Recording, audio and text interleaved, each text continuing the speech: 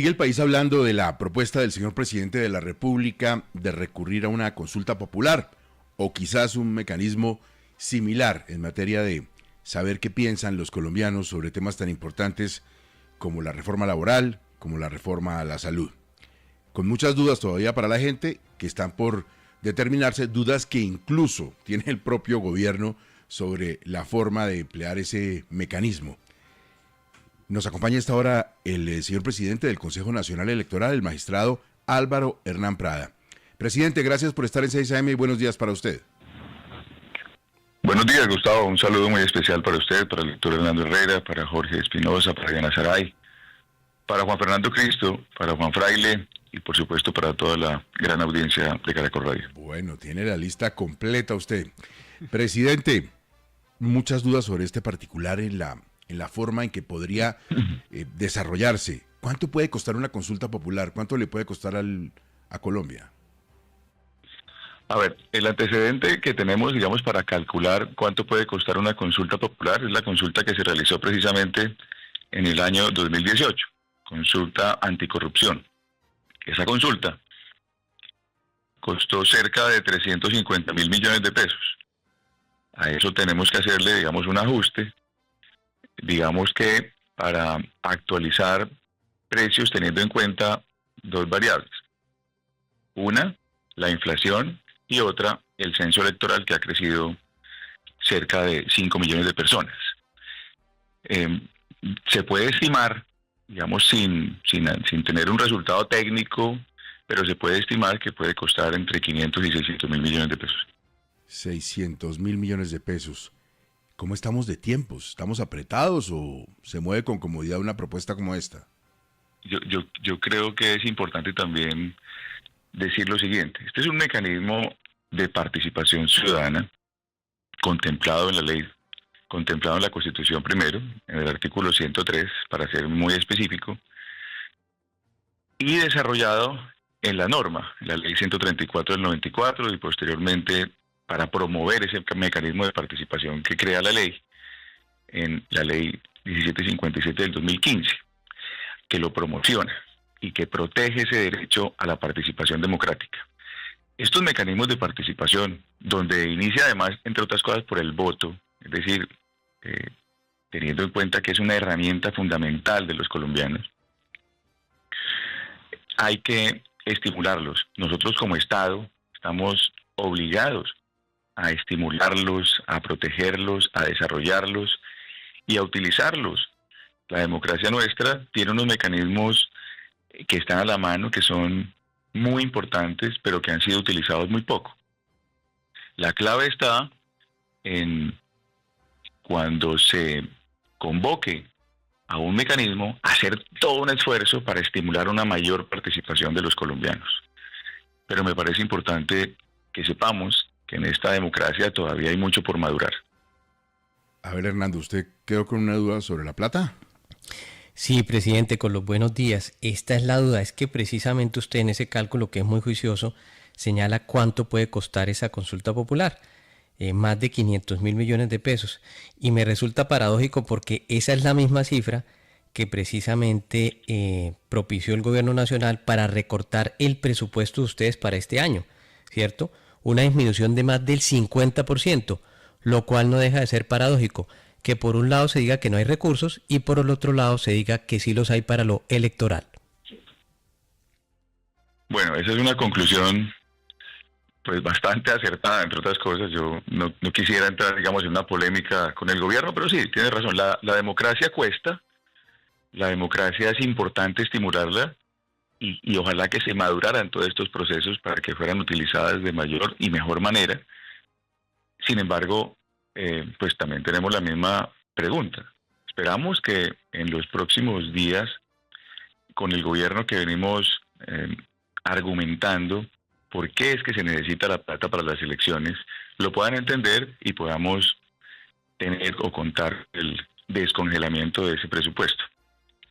Pero para situarnos nuevamente en la materia, digamos, en la consulta propuesta, me parece que cada iniciativa que presenten los ciudadanos, en este caso, pues una iniciativa del gobierno, para estimular la participación de los colombianos en decisiones que son trascendentales, pues vale la pena, digamos, que se haga, y si se va a hacer, que se haga con toda la rigurosidad y con todo el desempeño para que los colombianos salgan a votar. Magistrado, pero con todo este alistamiento que se necesita, esta aprobación por parte del Senado, los puestos de votación y demás, ¿cuándo se estaría haciendo esta consulta y si esto va a afectar el calendario electoral para el 2026? Pues los tiempos los tiene en su mano el gobierno. Cuando el gobierno tenga claro cuál es el mecanismo, si efectivamente va a ser una consulta, entonces tendrá que enviar una comunicación con los datos que va a contener el decreto posteriormente firmado por ellos. Y ese decreto tendrá que ser sometido a aprobación del Senado de la República. El Senado tiene 20 días para su aprobación, para su análisis, discusión y aprobación, y tendrá 10 días adicionales si así lo considera o si así lo necesita. Luego, una vez el Senado apruebe esta iniciativa gubernamental, en este caso por el presidente de la República, firmado por todos los ministros, tienen 4 meses para convocar a las elecciones. Es decir, si lo hacen rápido, estaremos hablando de tener elecciones en el segundo semestre de este año. Yo creo que no hay problema en la medida que nosotros vamos a tener también elecciones en el mes de octubre. Es decir, no por tener más elecciones se va a afectar el calendario electoral. Creo que al contrario, para ser sincero, esta democracia necesita estimular una cultura democrática distinta.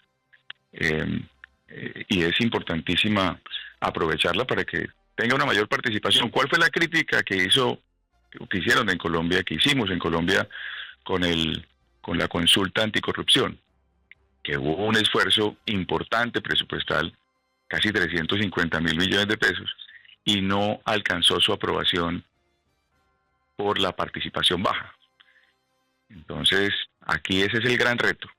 Si se hace un mecanismo, si se apela a un mecanismo para preguntarle al pueblo en su soberanía sobre cualquier tema, en este caso sobre lo que el gobierno determina que es importante, pues también igualmente importante no solamente es hacer la pregunta, sino asegurarse de hacer un gran estímulo, una gran campaña para que la participación aumente y puedan ser mecanismos valorados de mejor manera por los colombianos. Entonces es una determinación que tiene que partir del gobierno, del presidente Petro, cuya campaña está investigada por el Consejo Nacional Electoral, motivo posible entrada de algunos dineros. ¿Cómo va esa investigación, magistrado? Entre otras cosas, esta es una campaña como cualquier otra campaña. En la medida que el Senado le apruebe la iniciativa al gobierno, nosotros entramos a regular en qué momento tendrán que hacer publicidad, cómo será la financiación, cuántos serán los topes, y obviamente tendremos el informe de ingresos y gastos, tanto del comité promotor, que sería en este caso el gobierno, como de los distintos comités que obviamente se activarían, porque unos comités estarían aprobando la iniciativa, otros comités estarían en contra de la iniciativa con dos vías para hacerlo. Una, directamente con el no, y otra, buscando una abstención, que entre otras cosas como la consulta, el éxito de la consulta depende de un mínimo, que es la participación de la tercera parte del censo electoral, que serían más de 13 millones de colombianos. Una forma de participar también activamente es buscando la abstención ante ella. La investigación va bien, nosotros